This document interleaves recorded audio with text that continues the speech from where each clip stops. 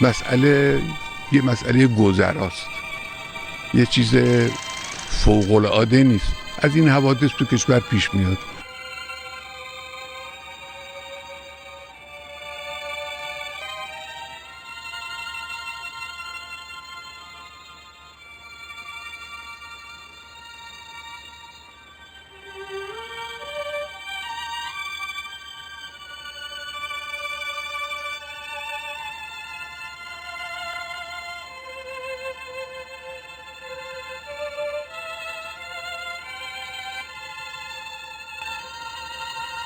ورود واکسن آمریکایی و انگلیسی به کشور ممنوعه.